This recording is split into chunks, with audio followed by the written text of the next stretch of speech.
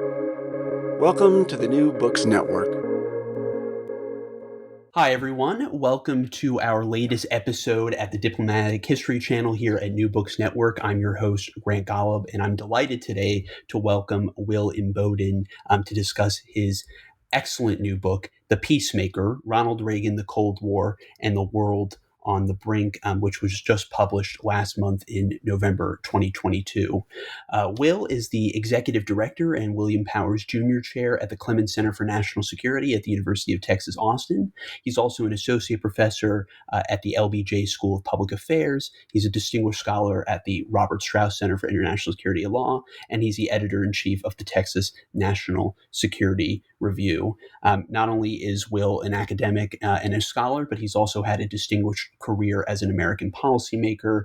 He was previously a senior director for strategic planning on the National Security Council at the White House, where he worked on a range of foreign policy issues, including the national security strategy, strategic forecasting, democracy and governance, and a lot more. And he's also worked at the State Department as a member of the policy planning staff and as a special advisor in the Office of International Religious Freedom, both in the United States Senate and in the House of Representatives. So Will has not only written about these issues quite extensively and widely, but he's also lived them as a policymaker, which really provides for a very unique perspective.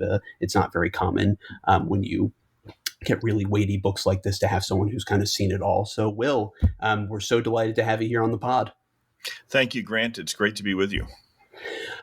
So I think it's prudent to get started by talking about what's really this book all about? I mean, obviously, we just mentioned the title, right? It's about Reagan and the Cold War, but really, give us sort of a 30,000-foot overview of really what this book is all about. Yeah, I have been trying to accomplish a few things with the book. One is a story, a new perspective on the 1980s and the peaceful end of the Cold War. And that's, of course, why the subtitle references the Cold War. Another is a deeper dive and I hope fresh perspective on the Reagan presidency itself, especially on foreign and defense policy. You know, I don't really get into any domestic policy or much on politics in the book, but a fresh perspective on President Reagan as a leader, as a person, and then his team of rivals, as I refer to them, borrowing, of course, the vivid Doris Kearns Goodwin phrase. And then the third is a little bit of a broader story about the Reagan administration's role in the global transformations of the 1980s that lay a lot of the foundation for what becomes the 21st century that we're living in now. You know, the peaceful end of the Cold War is a part of that, but this is the beginnings of the most, the era of globalization, major transformations in Asia, major wave of democratizations, growth in free trade and the open trading order, but also some of the buffets of that. It's the modern debut of jihadist terrorism in many ways. And so these all have their Cold War strands, but I wanted to bring them out as issues in their own right and show those antecedents in the 1980s and then how they in turn shape or contribute to the century we're in now.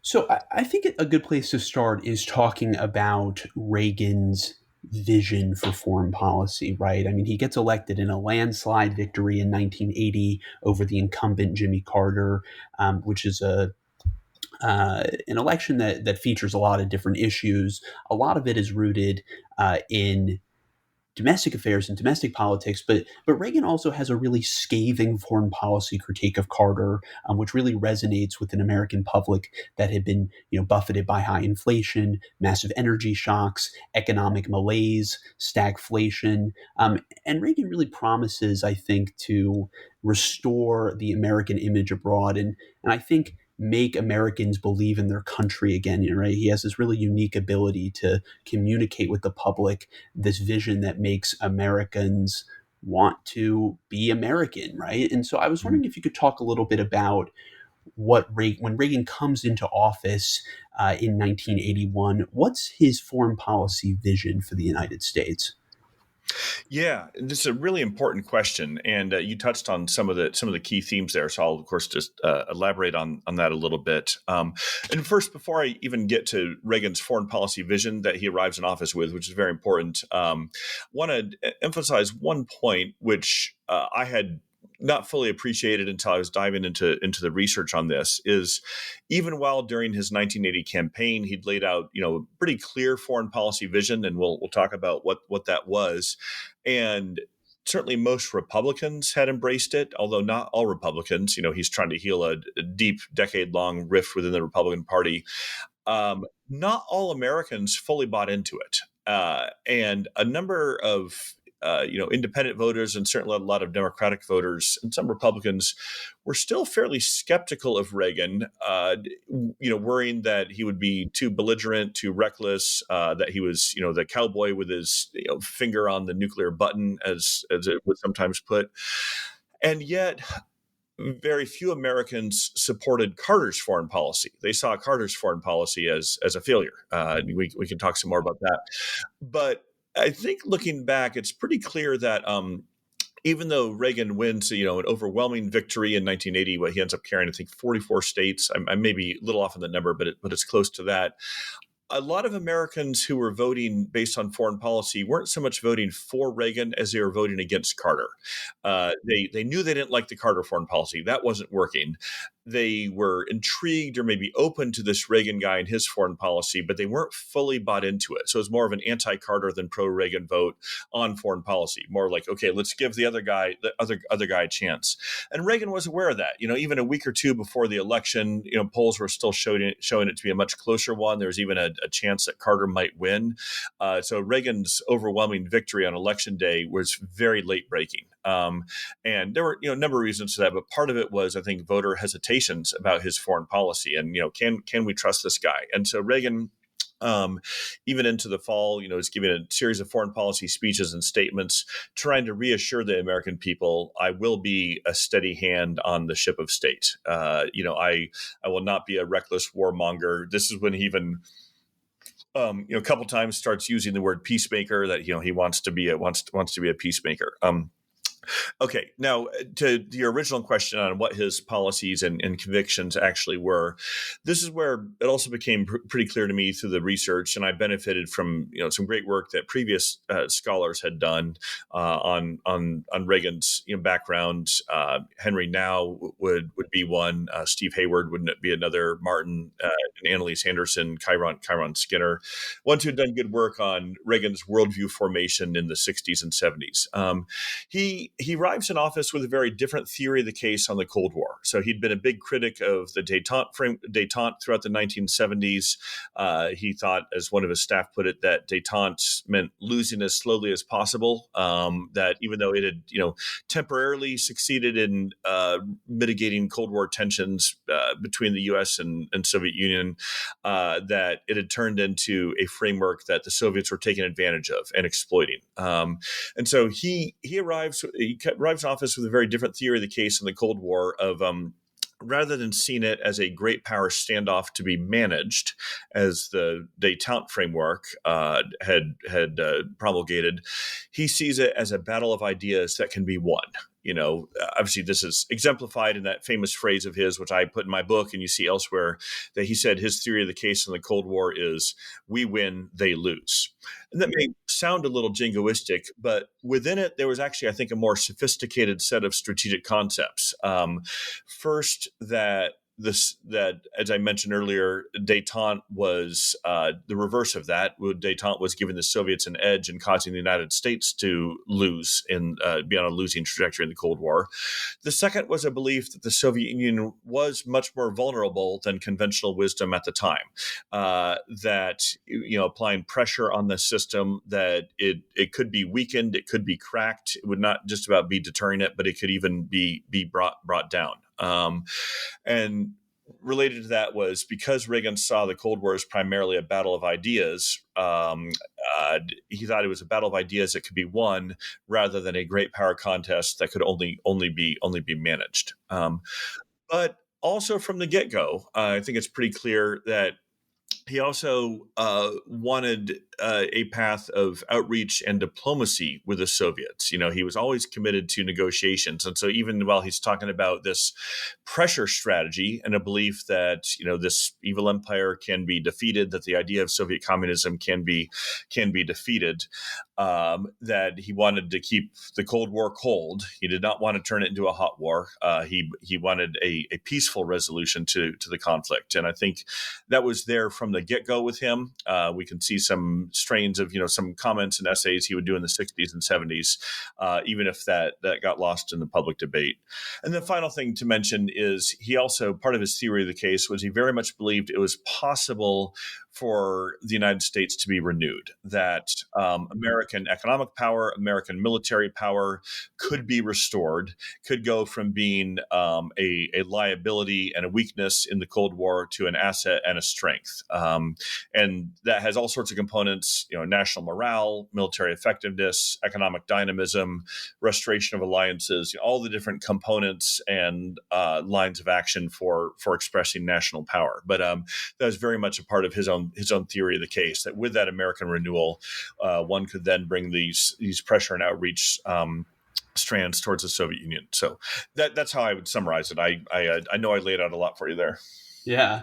Who are the types of people that are surrounding Reagan? Not only, I think, before he becomes president, because I think that's important to note for the development of his foreign policy views, right? He had been governor of California before he had been president. Before that, he had been a Hollywood actor and a GE spokesman, and then a radio host, right? Not a typical career for someone developing, a pretty well thought out foreign policy vision. But it's clear that he does obviously have that, and it's much more developed than I think a lot of people coming into the White House might have had. But I also think it's important to talk about some of the influences of people around him. So who are the people that are surrounding him when he comes into the White House? And I mean, my always take on it is that it's sort of a mix of people from his political career in California, with other more establishment types in the Republican Party, is trying to bridge this sort of outsider persona he has with some of these more experienced DC hands. Yeah, there's a few themes I want to highlight in this. It's a very important part of the story, as you note. And again, while my book focuses on Reagan as a central actor, it really is a story about his entire administration and some of the many colorful characters who are a part of it. So I'll mention some specific names, but a few themes I want to highlight about the kind of people who surround him at first, who are part of his campaign and then a part of his initial administration team. The first is the role of intellectuals, and I was really struck by this in 1980, early 1980, when he's announcing all of his foreign policy advisors for his campaign. And, he puts out a press release listing the 60 or so names of his advisors and all the different foreign policy issues. Something like 48 out of those 60 hold PhDs. I make the numbers are in my book. I can't remember the exact numbers, but it's an overwhelming number of them hold PhDs, and many of those are coming from Harvard, Stanford, Georgetown, prominent think tanks. So it's a disproportionate number of intellectuals. These are capable foreign policy hands too, but these are not just technocrats. These are people who share Reagan's sense of the Cold War being a battle of ideas. And even though he himself is not an intellectual, I would tell you, he wouldn't claim to be. I want to put that disclaimer out there. I think he is more of a man of ideas than has been appreciated. And because ideas are central to his foreign policy, he attracts people who think likewise, or thinking, yes, here is an American political leader who appreciates the roles of ideas, and we as intellectuals are committed to ideas too. And so that was one thing I was really, really struck by. Richard Pipes, of course, the great Russian historian from Harvard, would exemplify this, but many others we could cite. The second theme that comes out surprisingly on the people that come into office with him and that he's surrounded by are a really high number of Democrats, Democratic foreign policy experts who, through the 1970s, had grown disillusioned with their party, especially with the Carter administration and its foreign policies. Some of these are the original neoconservatives, and I use that term cautiously because it means something very different now than it did at the time. But one of the original meanings of it was hawkish Democrats, and quite a few of them, support Reagan in the 1980 campaign, and then join his administration. I'll just rattle off a number. Poindexter, the eminent arms control expert who served in almost every previous Democratic administration from Truman forward, aside from Carter. Max Campbellman. Jeane Kirkpatrick, lifelong Democrat, been member of the Democratic National Committee, even, but supports Reagan, becomes his ambassador to the UN. Elliot Abrams, who had been Daniel Patrick Moynihan's chief of staff and had previously worked for Scoop Jackson. Richard Pearl, who had worked for Scoop Jackson. Paul Wolfowitz, Gene Rostow. All these are prominent Democrats, had worked for Democratic candidates, had worked for Democratic political leaders, and continue to think of themselves as Democrats when they support Reagan and then join the Reagan administration. So that's another theme. But then the final big theme is, and this accounts for some of the frictions and problems he has with his own administration and why they weren't always a team, is he is trying to heal or bring together the deep rift within the Republican Party between, if you might, the moderates and the conservatives, or between the détente-niks and then some of the more hawkish Reagan insurgents, between the Nixon and Ford and Kissinger camp and then the Reagan camp. And so that's why, on Nixon's urging, Reagan picks Al Haig as his initial Secretary of State. Reagan didn't really know Haig very well, but Haig, of course, had been a senior official in the Nixon administration, extremely capable, right? Retired 4-star, had commanded all U.S. forces in Egypt, in Europe, had been, effectively kept the White House together as chief of staff during Watergate, but is, from the Nixon wing. And then because Reagan had picked George H.W. Bush as his running mate, and Bush, after Bush was his main primary rival in 1980, Reagan brings in Jim Baker, Bush's closest friend and who had run Bush's campaign, brings him in as White House chief of staff. Again, Baker, supremely capable, arguably the most effective White House chief of staff in history, but had not been a part of the earlier Reagan camp. But then also, as you mentioned, alongside some of these moderates and some of these from other factions of the GOP, Reagan brings some of his own crew from California. Ed Meese, Mike Deaver, Bill Clark, who ends up playing a very, very key role. And they're, overall more conservative, kind of loyal Reaganites, if you will, and of course eager to support him and his new administration. But they very quickly get crosswise with and start feuding with some of the others that I'd mentioned as well. So it's a very colorful cast of characters. At their best, they're bringing their different convictions and skills and backgrounds to the creative ferment of foreign policy making. At their worst, they're leaking, backbiting, feuding, not serving Reagan well, hurting the administration, and it's a very acrimonious time. So I think that really kind of brings up this idea then of foreign policy management. And I mean, as you just laid out, right, we've got a really wide-ranging cast of characters, team of rivals, as you call them, and, to borrow Doris Kearns Goodwin's phrase, how is Reagan managing all of these disparate personalities in terms of the actual management of his foreign policy and its implementation? Because, right, other presidents have had unwieldy groups of people advising them as well, and some of them have been quite good at managing them. Abraham Lincoln, Franklin Roosevelt come to mind. Some of them have not been very good at managing them. A certain recent former president comes to mind. How is Reagan at managing all of these different personalities as he was trying to actually implement his foreign policy? Yeah, overall, not great. And again, as you know, my book in the main presents a very favorable assessment of Reagan and his policy achievements. And, I hope I make a persuasive case there. But I try to be candid about his shortcomings, and management, I think, is certainly one of them. He is personally conflict averse. He doesn't like it when people are fighting with each other, but he's also very reluctant to referee those disputes, to crackheads pull people together and say, I'm siding with you, I'm not siding with you. You got to get in line. So he will let some of these disputes fester. And even though overall in the aggregate, he has a very talented, capable administration, some more than others, he himself doesn't pay a lot of deep attention to personnel selection.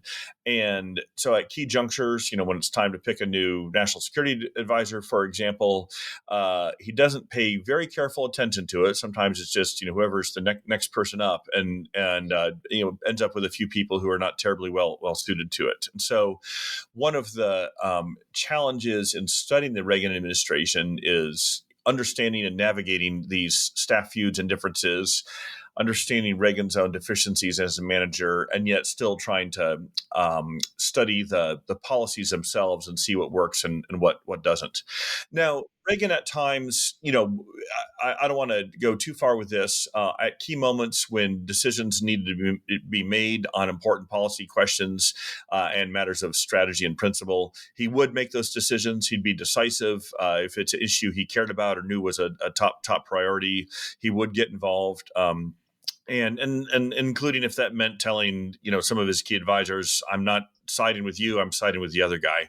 And we see this especially with his relationship with George Shultz, his Secretary of State after Haig for 6.5 years, who Reagan forges a very close and effective partnership with. I think they're a remarkably effective President, Secretary of State tandem. And Reagan often ends up siding with Shultz against Weinberger, against the Pentagon, against some other voices on some key policy issues. And so he is willing to make those choices. It's just not something that he prefers to do or does all the time. Mm. Thinking about some of the very many policy achievements that Reagan does hold, I think it's imprudent to start with the biggest one, which is, of course, managing America's relationship with the Soviet Union. So I was wondering if you could talk us through, in the first year of Reagan's presidency, right? He comes into office being seen as very much this Cold Warrior, while also, as you pointed out, trying to say, I'm not going to get America into a hot war. I'm going to be prudent about the use of force, and I think that does bear out over his 8 years in office. What's the approach towards the Soviet Union in fulfilling that very, pithy but very memorable phrase, we win, they lose? Yeah. So the first thing to be said, and I just want to reemphasize, we touched on this a little bit earlier, is Reagan, from day one when he takes the oath of office and becomes president, he has a firm set of convictions on this new theory of the case in the Cold War, how he wants to adopt a more confrontational posture towards the Soviets, how he wants to put pressure on them. He believes that the Soviet communism can be defeated, everything I laid out. And I'll come back to some of the specifics measures he takes in that first year to implement that. But it also needs to be emphasized that during his first year, his primary focus is domestically. It's restoring the American economy. That's what he devotes most of his political efforts to, getting his tax cuts and deregulation packages through the Congress. That's what most of his messaging to the American people is. So that's where most of his personal time and political capital and emotional energy is being spent. Doesn't mean he's entirely neglecting or shunting foreign policy to the side. The one exception to that on the national security front is he does put some political capital into getting his a substantial increase in the Pentagon budget in his first year. But on that, he actually doesn't need to spend as much political capital as you might think, because there was already overwhelming bipartisan consensus that we needed to increase Pentagon spending, that it had been so horribly under-resourced in the wake of Vietnam, under Ford, and especially under Carter. And so, whereas Reagan needed to twist a lot of Democratic arms to get his tax cuts through, he didn't need to do as much politicking to get the defense expansion through, because he inherits a very strong bipartisan consensus. That later phrase, the Democrats in later years are not as enthusiastic enthused about further defense spending increases. But the Pentagon budget increases. And again, the numbers are a little fuzzy from memory, but something like a 15% increase in his first year, and it passes almost unanimously in the House and Senate. Just a tiny handful of dissenting nay votes. Now, on his Soviet policy in the first term, he does. We see from the beginning of his in that first year, him putting into place these dual tracks of pressure and outreach. Some of the pressure is rhetorical. Famously at his first press conference, he gives an unvarnished condemnation of the Soviet system for its deceit and its treachery, and he does that in very plain, blunt language, which causes all sorts of consternation and heartburn in the Kremlin, and then among American elite opinion, confirms their views. Oh, this guy is just an aggressive, unhinged warmonger. Famously, he goes to Notre Dame in May of 1981 to give the commencement address there. And he does that self-consciously because Carter had given the Notre Dame commencement address in 1977, his first year, and had bemoaned America's inordinate fear of communism, in Carter's words. And Reagan goes with a very different message, saying, we are right to be, afraid of communism, but also we are right to condemn it. And that's when he says, the West won't contain communism; it will transcend it, as, and I'm paraphrasing here, as some, bizarre chapter in human history whose last pages are even now being written. Right. So a very different message. And this is all in that first year. But at the same time, you also see outreach measures in the first year. After he barely survives the assassination attempt at the end of March in 1981, just 2 months in office, as he's still recovering, he handwrites that lengthy and really fascinating letter to Brezhnev. That's almost a peace offering, saying, I want us to be able to sit down and talk. The two of us together really do hold the fate of the world in our hands. I don't want the world to be destroyed in nuclear war. There's, as you know from the book, there's more complicated backstory to the different iterations of that letter. But the very fact of Reagan writing it and sending it to Brezhnev, even though Brezhnev does not reciprocate, is really notable. And then one final thing to mention is, I think I'm getting the date right. In October of 81, Reagan gives his first big speech on U.S.-Soviet relations. And that's when he makes a very direct offer of arms control negotiations and lays out the zero option, the 0-0 option on intermediate range nuclear missiles, which again is seen as radical. It's large. The concept is first brought to him by Richard Pearl. It's seen as radical, almost irresponsible. Rather we should be talking about pruning numbers, not eliminating all INF. But for Reagan, he's trying to put down a bold and audacious marker. And transform the what he saw was the stalemate in the Cold War of previous arms control treaties, which were just slowing the growth of arsenals. And so another effort there to change the strategic equation. Sorry, Grant. I know I've been going on a little long with this one. One other really important point early in 81, he also, in his correspondence with Richard Pipes on the NSC staff and their beginnings of laying out a strategy, he makes very clear that his pressure on the Soviets is designed in part to induce the Soviet system to produce a reformist leader, to strengthen the reformist impulses within the Soviet system. And so that's why I think we can give him a little more credit than is appreciated for what later, with the later advent of Gorbachev, that Reagan had been from the beginning wanting, not just wanting, but trying to pressure that system to produce a reformer. Why do you, picking up on you're talking about his nuclear disarmament proposals and the zero option, why is it not seen as credible at the time that this was a viable offer? Especially given that there is this through line in Reagan's thinking that, right, he wants a nuclear-free world, right? And he doesn't. He very much believes that nuclear weapons should be abolished over time. Why is this proposal then not taken seriously, especially by anti-nuclear activists, especially in light of his later achievements with Gorbachev on, for example, the INF Treaty and the fact that they almost came close to eliminating both nuclear arsenals in Reykjavik? Why is this not seen as a credible option? Yeah, very good question. And again, I'm glad you highlight Reagan being a nuclear abolitionist because that's a core conviction of his, but not fully appreciated. I think there's a couple reasons. The first is he also, in the short term, was committed to the growth and modernization of the American nuclear arsenal. Um, uh, as he's trying to push the MX missile, of course, the B-1 bomber, and some of these other new programs, and he's being very clear about the need to strengthen and modernize our strategic forces.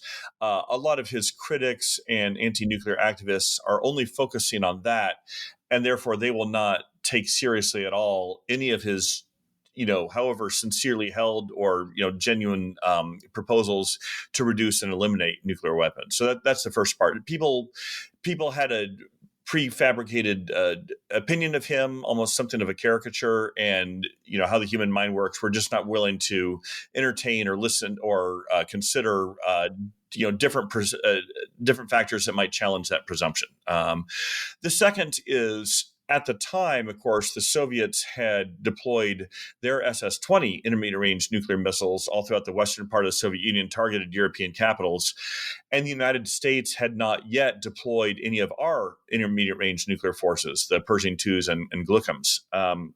And so some of his critics said, this just isn't realistic. The Soviets have deployed hundreds of SS-20s. We don't have any of them out there. This is such a disproportionately unfavorable proposal Reagan's putting out for the Soviets. It's having them, get rid of all their deployed missiles when all we'd be saying is we won't deploy ours in the first place. And so that was another reason that it was derided. It was just seen as unrealistic. Yeah, it's fascinating, especially given the later serious attempts that are made at nuclear abolition. I remember a few years ago there was an old New York Times magazine piece that I kind of had stumbled across where the right wing of the Republican Party, while Reagan is negotiating for the INF Treaty and then afterward, they have been some of his strongest supporters. They come out and really vociferously attack him, signing the INF Treaty towards the end of his presidency, and I found that to be really fascinating. That he had spent so much time, cultivating people within his own party and really building strong links with them, and then they felt that he double crossed them and then started to attack it. Thankfully, the administration was successful in those efforts. But when you were just talking about some of the opposition to the zero option, it reminded me of some of the issues that he had to deal with when he signed the INF Treaty as well. Yes,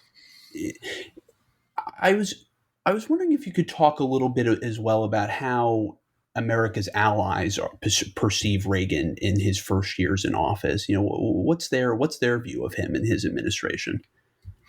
Yeah, I think it's mixed initially, and as you know, I try to make a case in the book for Reagan's, the importance of allies. I even at one point say, and I mean this not hyperbole, that he's the American president most devoted to the allies of every president we've had in our history. And of course, that's a modern comment since before FDR we didn't really have allies, but they're supremely important to him.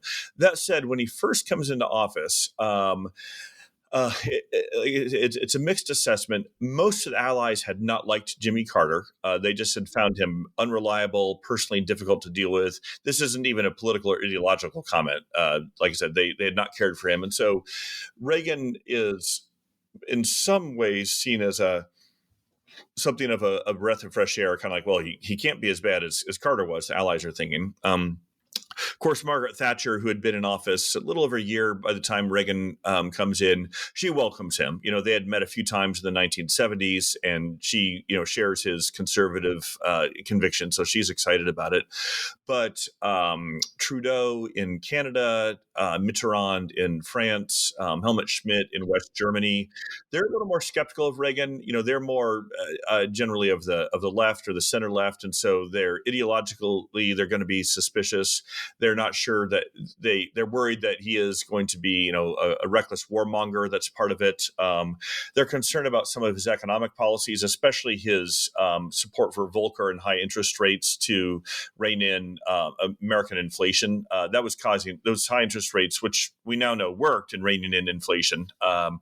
would cause great heartburn for our European allies because they were sucking up so much European capital, investment capital. So many European investors are saying, "Hey, let's buy American bonds, and because we're getting a 20% return." And so it may have been helpful for them individually, but they were sending all their capital to the United States rather than investing it in Germany, in West Germany, and France, in Great Britain. And then in Japan, there's some openness to Reagan because a sense that he was rightly so that he wanted to reprioritize U.S.-Japan relations and move past some of the trade tensions we were having, but also a wariness about what he was going to ask of them. So I would say it's a mixed assessment from the Allies. What are some of the big crises and foreign policy issues besides trying to remake the America's place in the Cold War and try and regain the upper hand with the Soviet Union in the superpower competition? What are some of the other big foreign policy issues that Reagan's dealing with in his first term?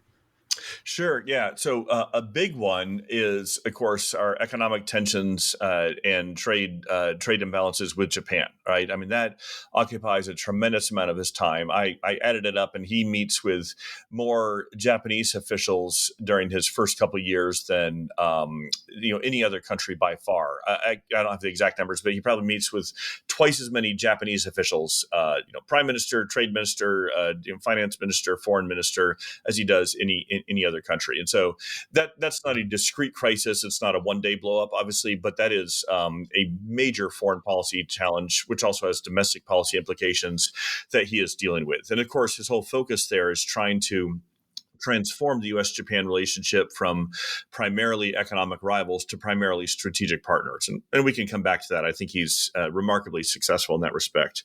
But then you've got a series of crises in the Middle East. So in June of 1981, the Israelis do their surprise attack and bomb the Osirak nuclear reactor in Iraq, trying to stop Iraq's nuclear program.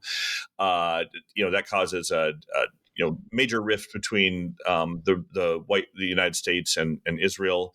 In the spring of 1982, Argentina invades the Falklands, Falklands Islands, trying to take those back from the British. Very difficult episode, as you know from the book, because the U.S., of course, the British are our most important ally, but we're also informally allied with the Argentines, right? They were an important anti-communist partner in the hemisphere, and it causes a real rift within the Reagan administration. Which side are we going to take in this? Eventually, they side with the British, but not until about a month goes by, and they grow too exasperated with the Argentines. Israel's invasion of Lebanon in, I want to say June of 1982 is another huge one, kind of sets the entire Middle East aflame. And later, that's the antecedent for Reagan deploying the Marines there as peacekeepers, and then the awful terrorist bombing of the Marine barracks, which kills 241 Marines. So that's another one. And then need to mention Grenada too, when there's another communist coup in the Caribbean island of Grenada. And Reagan is worried about the 600 American medical students there being taken hostage in October of 1983. On very short notice, he decides to authorize a U.S. invasion of Grenada to oust the communist regime, to make sure that we can protect and free the American medical students and stop that from being another communist toehold in the region. So whole series of crises. It's and others I could mention too, but that just gives you some initial flavor.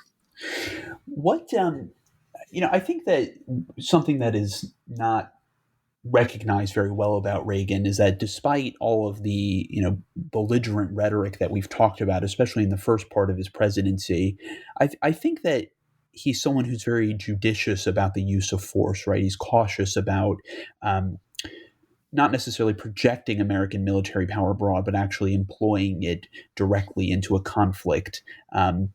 But you just mentioned the 1983 invasion of Grenada. Why is that? How does he come to decide that they need to send in U.S. Marines to try and reverse the coup that happens there, and also save the American medical students? Yeah, I will certainly look forward to answering that directly. But I also want to pick up and affirm your framing point there, which is Reagan is very restrained, cautious, judicious about the use of force. And So he, as we talked earlier, is very committed, of course, to expanding and modernizing the American military. But he sees that as necessary for deterring the Soviets and also to strengthening diplomacy. But that's very different than actually wanting to pull the trigger to send the troops into combat recklessly. And so, some of this is the legacy of Vietnam. When he takes the oath of office, January 20th, 1981, that's 8 years almost to the day, not exactly, but almost to the day that the last American combat troop had left Vietnam. And it's, 6 years after South Vietnam had fallen. And so Vietnam wasn't history. It was like recent, it was a very fresh and vivid memory. And so Reagan is very, very mindful of that. He knows that there's very little public opinion for sending troops in. He doesn't want our troops to get bogged down in a quagmire or a civil war or anything. And so in his 8 years in office, coming back around directly to Grenada, the only time in those 8 years that he deploys ground troops in combat is in Grenada, which is a relatively small operation. Combat operations are over within a few days of it. The Marines in Beirut, they were there as peacekeepers, and again, that was a lot of problems with that particular mission, but the key was not seen as sending them. It wasn't intended to send them into combat.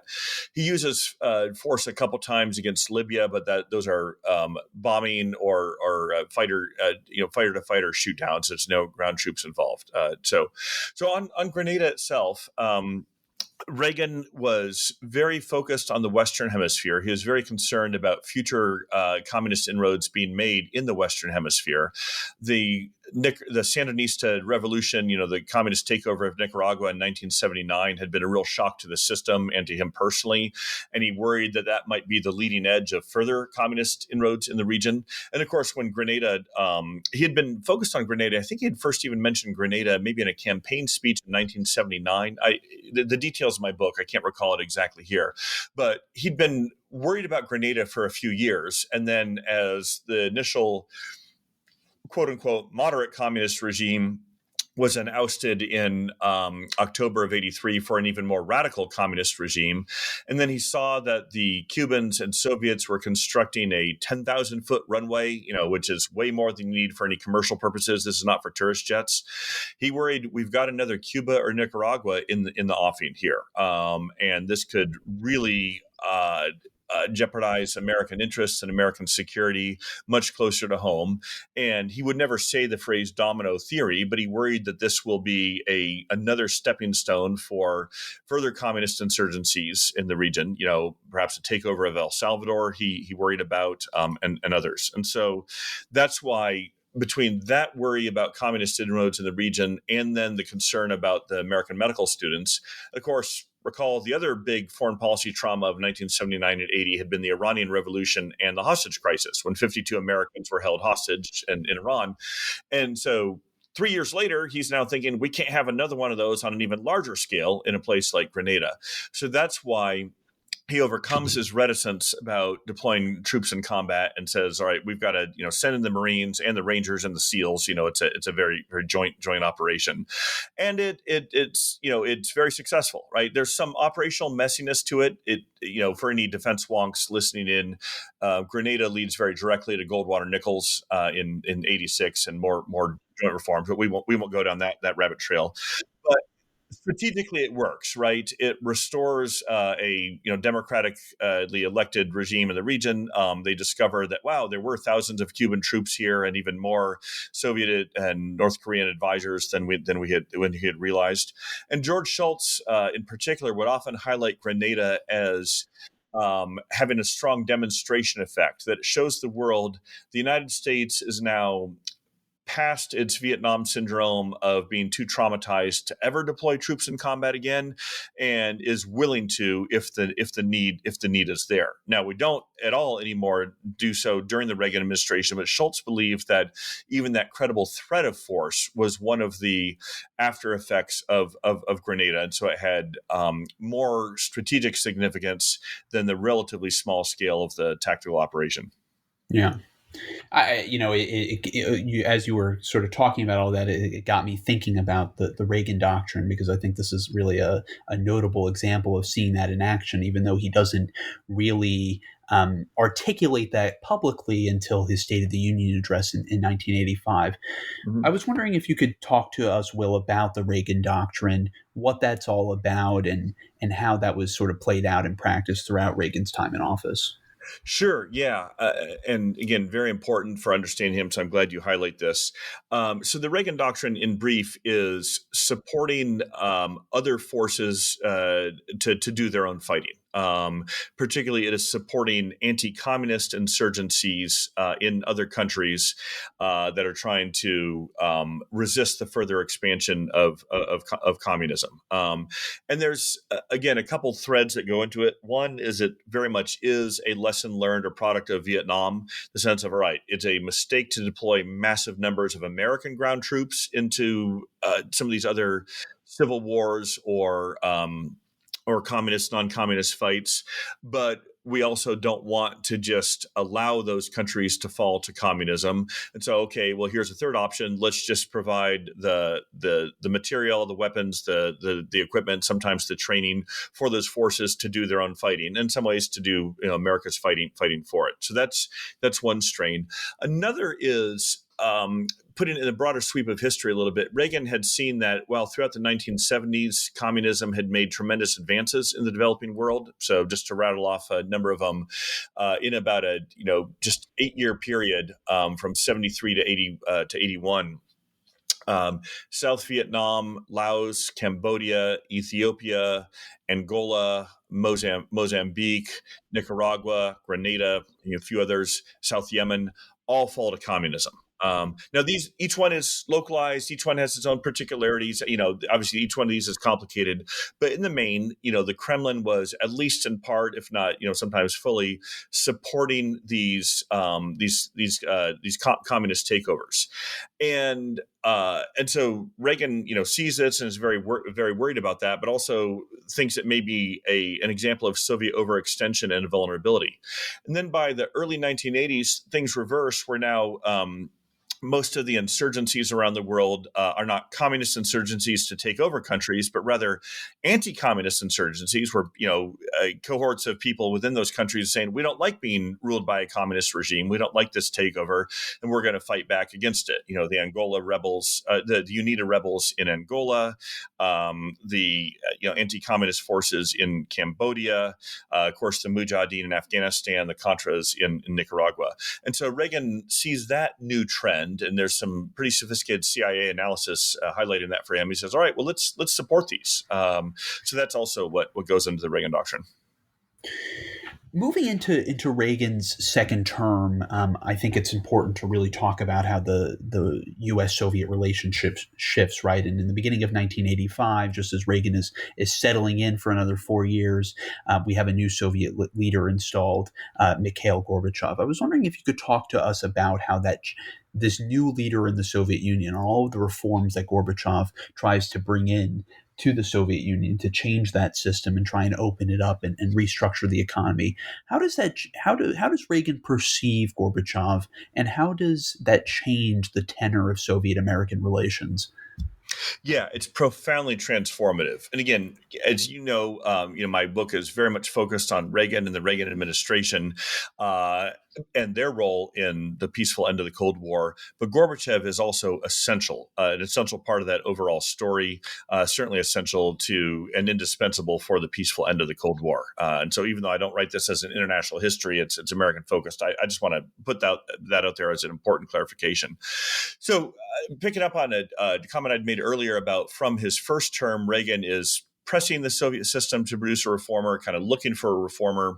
As you know, I titled my the chapter in my book in 1985, "Waiting for Gorbachev," because he'd been waiting for a Gorbachev type to come to power. So I think from the beginning, Reagan is very intrigued by Gorbachev. He had heard after Thatcher's first meeting with Gorbachev, her famous phrase, "This is a man with whom we can do business."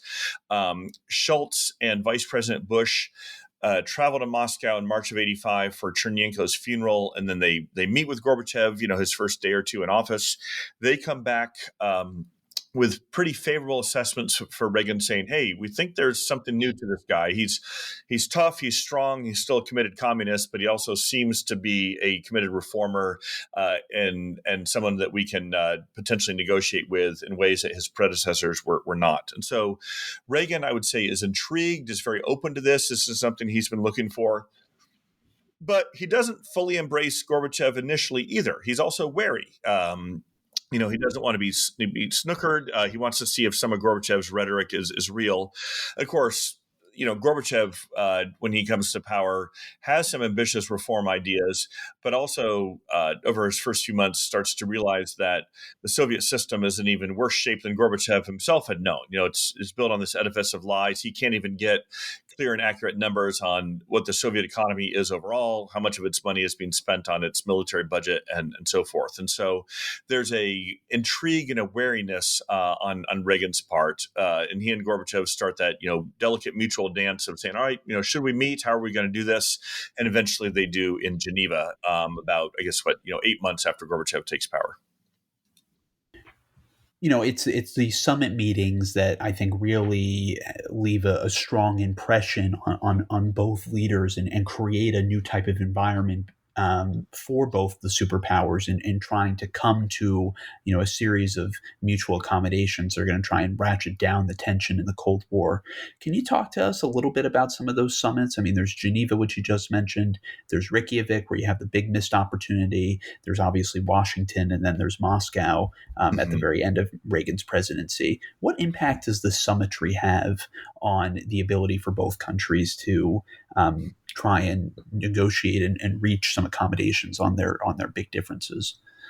Yeah, they're vital. They're absolutely transformative. And again, as you know from reading the book, and I hope other readers will pick this up, it is almost impossible to overstate the drama, the consequence of these summits. I mean, they're not just the most notable events of Reagan's presidency; they're some of the most notable events in world history, or certainly in 20th century history. Right?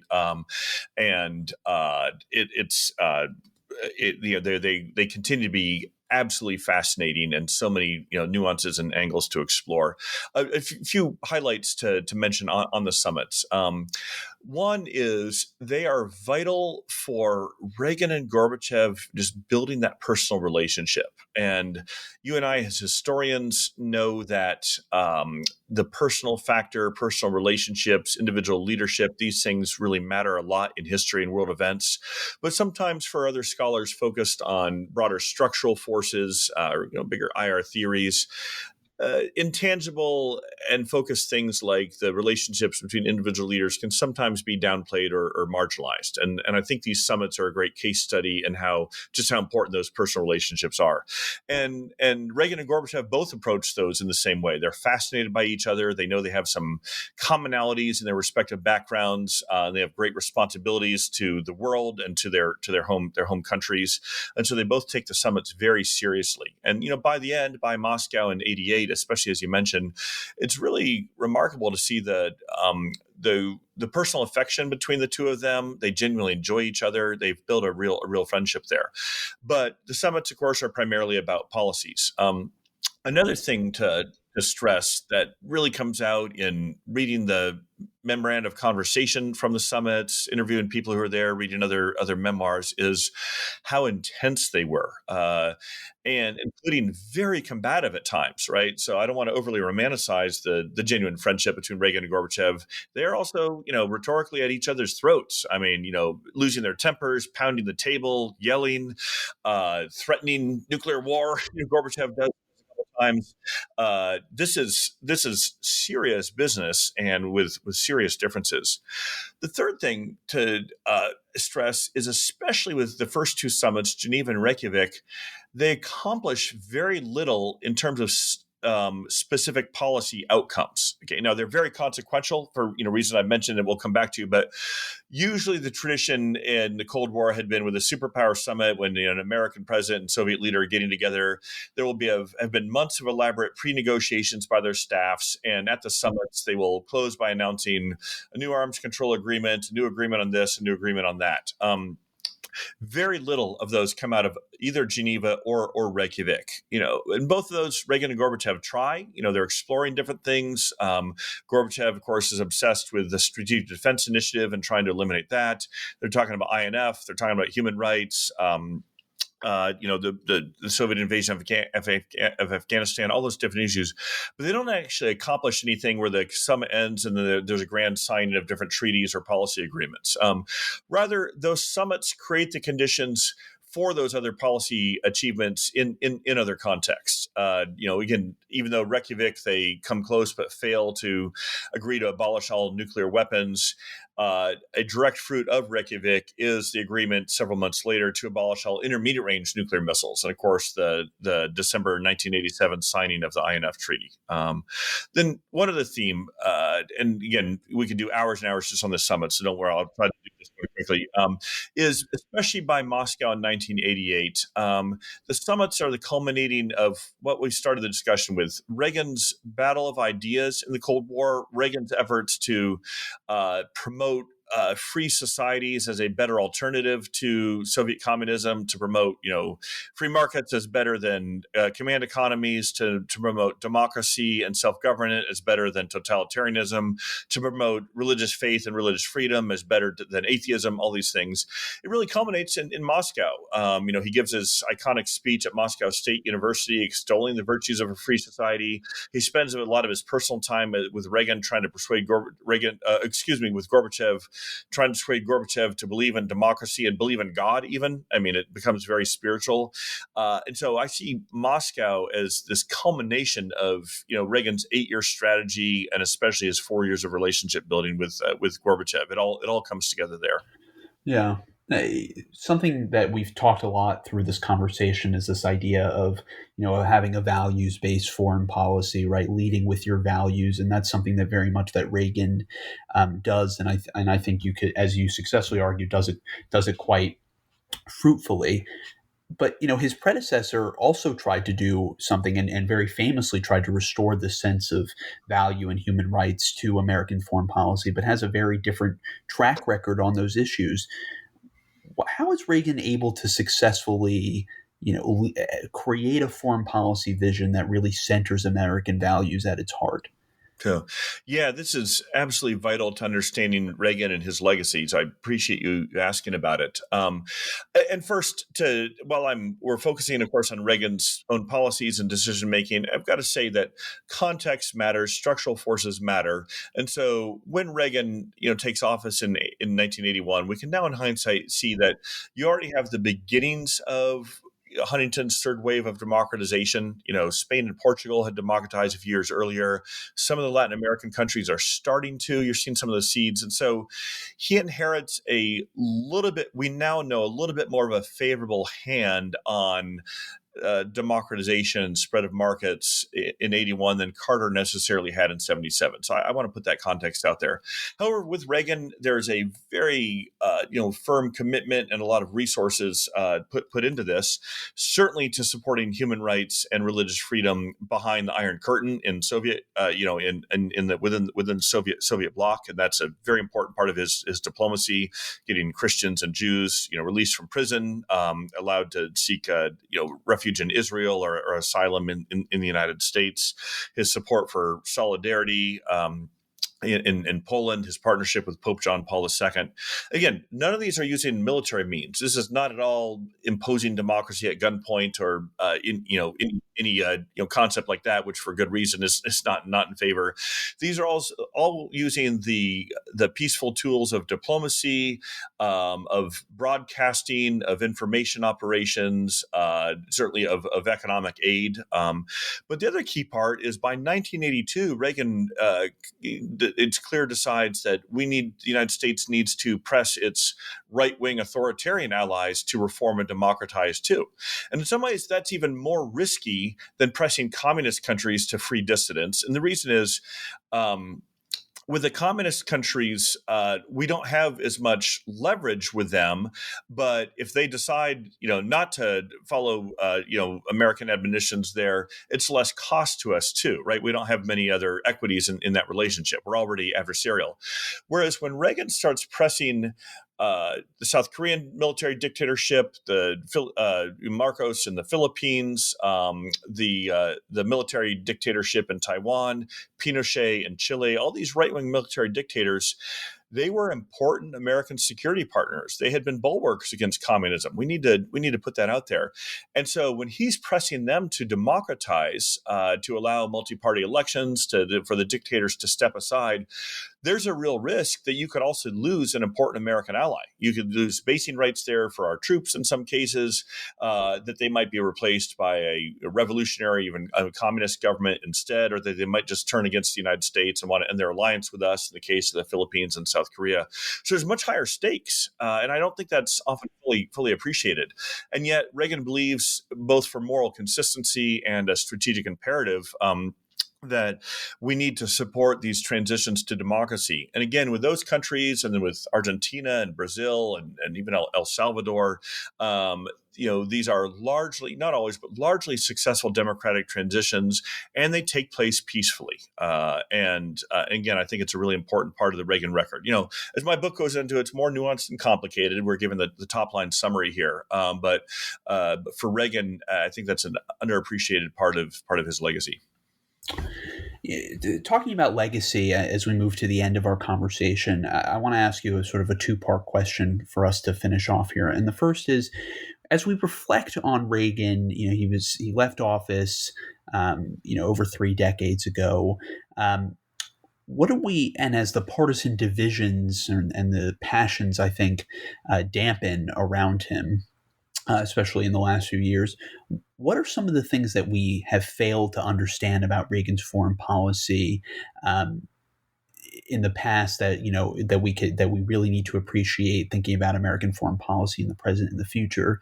And the second question is, what were some of the challenges that you had writing this book? I know you spent many years working on it. Reagan, I think, similarly to Roosevelt, is a often talked about as an enigma, sort of mysterious characters, even though they're sort of ubiquitous and they're everywhere for various reasons, which I'm sure you'll explain. So I was wondering if you could also talk about some of the challenges of not only talking about Reagan's foreign policy, but centering him in it, because he often didn't, he kept diaries, but he often didn't write a lot of things down, and he wasn't, there wasn't a huge written record in some cases of what he thought about issues. So how should we reckon with Reagan's foreign policy now and in the future? And what were some of the challenges that you found in writing this book?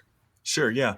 On the first one, I do. It's a nice follow on to our the previous question about the role of values in his foreign policy, and I do think really appreciating that this is I think a largely successful case study of how a president can bring America's values and interests into alignment, certainly in a bigger picture and in the longer term. And that he was not just about defeating Soviet communism or delegitimizing, Soviet communism as a bad idea, but also about promoting the good idea of free societies. Reagan very much believes in that trinity of political freedom, economic freedom, and religious freedom. This is why he's very committed to an open trading order. He does, he strongly resists the protectionism of his day. He's very formed by growing up in the 1930s in the Great Depression, and he had seen what he saw as the problems of protectionism and isolationism, and he would often refer to that in public life. And so he's wants to expand and support the growth of the free world, of open and free economies linked together with an open trading order, of democratic governments that respect the human rights and religious freedom of their own people. And I think that was not just incidental for him. Then on the challenges of writing the book and writing about him, he remains an enigmatic and somewhat elusive character. I never met him in person. I feel like I got to know him somewhat researching and writing about him so much for the last decade. But he has confounded many a biographer. I am not a biographer myself. The book is only about his foreign policy during his presidency. So it's not a full life biography, but I do think there's enough now available in the archival record. His diaries are very important. Many recently declassified documents, transcripts of National Security Council meetings, a lot of recently declassified transcripts from his meetings with heads of state. That there's enough material there for a scholar to work with and at least create a provisional picture of Reagan, his strategic convictions, his leadership, his role in policy decisions. Some of the different themes of the book, and I also try to capture just the chaos and challenges of policymaking. The cascade of different issues landing on his desk every day, and how hard those are to navigate. So. Yeah, I mean, so much really to unpack here, and the unique perspective you have as both a scholar and a policymaker really shines through in this book. So, Will, thank you so much for coming on the podcast today and talking us through that book. We had an excellent conversation. For our listeners, again, the book is The Peacemaker, Ronald Reagan, the Cold War, and the World on the Brink, and it's out now. So maybe a great holiday gift for you or your loved ones with the holidays coming up in a few weeks. So thanks again for coming on, Will. Thank you, Grant. It's been a real pleasure.